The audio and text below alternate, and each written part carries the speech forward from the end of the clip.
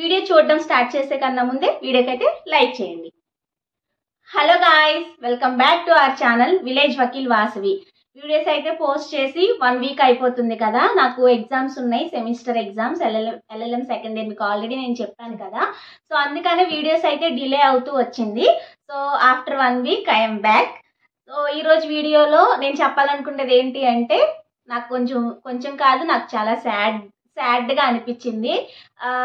December 25న అంటే మీరు ఈరోజు వీడియో చూస్తున్నారు కాబట్టి 2 days బ్యాక్ అయితే మనకి కొత్తగా ప్రవేశపెట్టిన బిల్స్ ఏదైతే అమిత్ షా గారు 2 హౌసుల్లో ఏవైతే పెట్టారు కదా, ఐపీసీ, ఎవిడెన్స్, సిఆర్పిసికి బిల్స్ అయితే తీసుకుని వచ్చారు. నేను దీని మీద మీకు ఆల్రెడీ వీడియో చేశాను. కొత్తగా ఇంట్రడ్యూస్ చేసింది లోక్సభలో bills, 3 bills introduced in Lok Sabha by Amit Shah అని చెప్పి నేను చేశాను.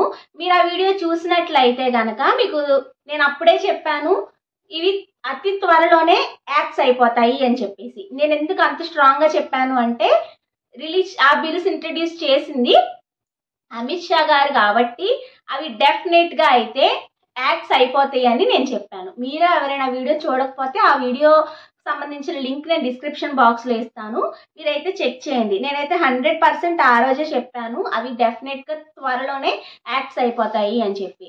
సో చాలా వరకు పార్లమెంట్లో అంటే బోత్ హౌసెస్లో ఎక్కడ ఇంట్రడ్యూస్ చేసిన బిల్ అయినా సరే అది ప్రెసిడెంట్ బోత్ హౌసెస్ కన్సెంట్, అలాగే ప్రెసిడెంట్ కన్సెంట్ వచ్చేసరికి చాలా వరకు అయితే ఇయర్సే వస్తాయి. ఫర్ ఎగ్జాంపుల్ మీరు దిశ తీసుకున్నట్లయితే అది దిశ ఇంకా యాక్ట్ కాలేదు, still it is a bill. కానీ యాక్ట్ అని చెప్పేసి దిశ పోలీసులు మనల్ని ఆపేసి యాప్లు ఇన్స్టాల్ చేయించడాలు, సో ఇవన్నీ జరుగుతున్నాయి. This is a safety, maybe app safety, but act అది ఇంకా కాలేదు.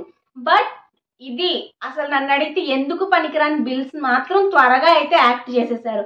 ఎందుకు పనికిరానివి అని నేను ఎందుకు అంటున్నానంటే, మీరు చూసుకున్నట్లయితే ఈవెన్ బ్రిటిష్ పీరియడ్లో వచ్చిన లాస్ అయినప్పటికీ కూడా తక్కువ అమెండ్మెంట్స్ వచ్చాయి.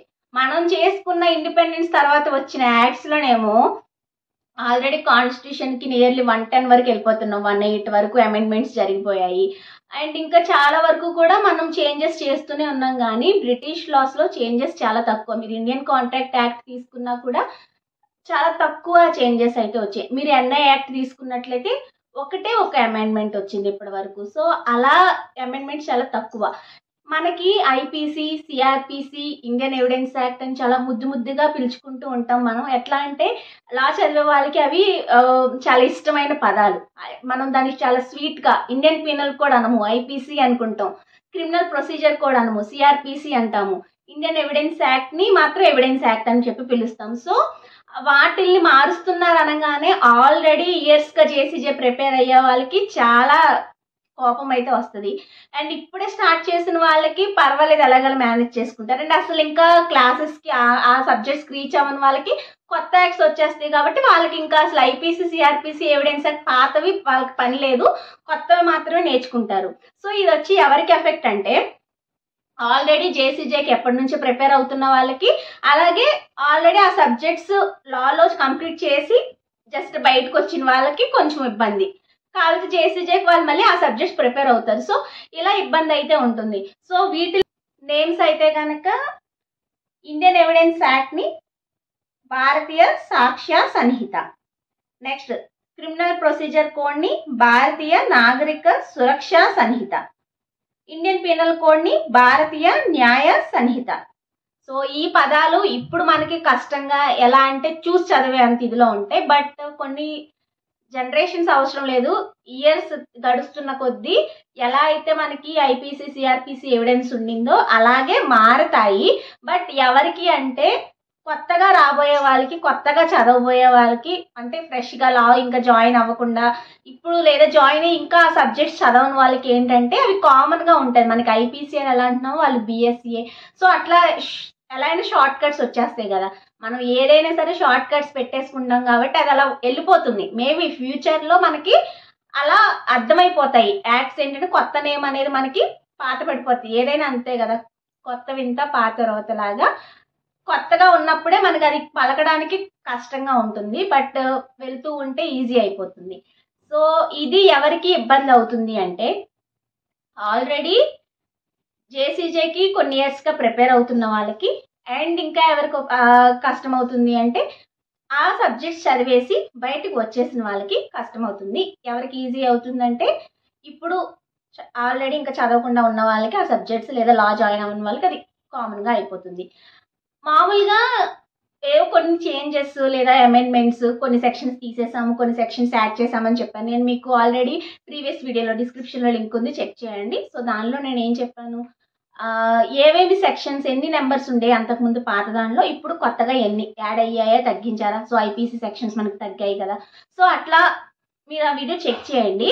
బట్ అవే నెంబర్స్ నుంచి ఈ చేంజెస్ ఏవో అక్కడే కొంచెం అమెండ్మెంట్ లాగా, లేదంటే అమెండ్మెంట్ అని కాకుండా సెక్షన్ యాడ్ చేస్తుంటే ఈజీగా ఉండేదని నాకు అనిపించింది. బట్ ఏం చేశారంటే సెక్షన్స్ అన్నీ షఫల్ అయిపోయాయి, అంటే జంబ్లింగ్ సిస్టమ్ లాగా అయిపోయింది. ఇప్పుడు మనకి ఫర్ సపోజ్ ఐపీసీ ఉందనుకోండి, కొన్ని ప్రావిజన్స్ ఉంటాయి. ఇప్పుడు 497, 498, 498 అనగానే డిఫర్మేషన్. సో అట్లా మనకి నోటికి వచ్చేస్తాయి. కానీ ఇప్పుడు ఆ నెంబర్స్లో అవి లేవు. అవి ఎక్కడో 60sలోకి కొన్ని వెళ్ళిపోయాయి. అండ్ ఉమెన్కి సంబంధించిన అఫెన్సెస్ అన్నీ ఇక్కడ మనకి 365 అట్లా ఉంటే అవన్నీ ఇప్పుడు 60 సెక్షన్లో. సో అట్లా షఫల్ అయిపోయాయి. అప్పుడు మనకి సిఆర్పిసి అనగానే 125 సిఆర్పిసి మెయింటెనెన్స్ అని చదువుకుంటాము. సో అవన్నీ కూడా ఇప్పుడు ఆ నెంబర్స్ కాదు. Maybe subject is the same, but sections ఎలా అవుతాయి.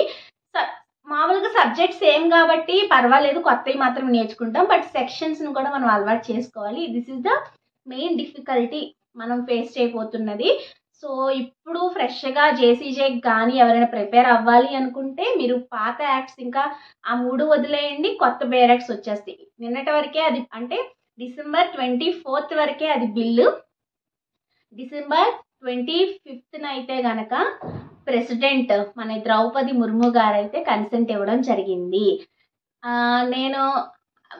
నేను పెద్ద గెస్ట్ చేసిందంటే ఏం లేదు. డెఫినెట్గా అందరు చెప్తారు బిల్ రిలీజ్ చేసింది అమిత్ షా కాబట్టి డెఫినెట్గా అది యాక్ట్ అయిపోతుందని చెప్పి డెఫినెట్గా గెస్ట్ చేసే ఉంటారు చాలామంది. నేను కూడా గెస్ట్ చేశాను. సో ఆయన రిలీజ్ చేశారు కాబట్టి అది యాక్ట్ అవుతుంది అని చెప్పేసి నేను అనుకున్నాను. సో అదే జరిగింది. మీ అభిప్రాయం ఏంటనేది నాకు తప్పకుండా షేర్ చేసుకోండి కమెంట్స్ రూపంలో. అంటే మీరేం థింక్ చేస్తున్నారు, ఈ యొక్క మూడింటిని చేంజ్ చేయడం మీకు నచ్చిందా లేదా నచ్చలేదా, లేకపోతే మీకు మీ ఒపీనియన్ ఈ యొక్క యాక్ట్స్, ఇప్పుడు యాక్ట్స్ అయిపోయాయి కాబట్టి ఈ 3 యాక్ట్స్ మీద మీ అభిప్రాయం ఏంటనేది తప్పకుండా కమెంట్స్లో షేర్ చేసుకోండి. ఈ వీడియోని మన లా ఫ్రెండ్స్ అందరికీ షేర్ చేయండి. అలాగే విలేజ్ వకీల్ వాసవి ఛానల్ ఇంతవరకు సబ్స్క్రైబ్ చేసుకోకపోతే సబ్స్క్రైబ్ చేసుకోండి. అండ్ ఇంకా ఎలాంటి వీడియోస్ మీరు కావాలనుకుంటున్నారంటే నాకు కమెంట్స్లో షేర్ చేస్తే నేను ఇక్కడ నుంచి మీకు అలాంటి టాపిక్స్ మీద వీడియోస్ అయితే చేస్తాను. నెక్స్ట్ వీడియోలో మళ్ళీ కలుసుకుందాం. Until then keep watching. Bye bye.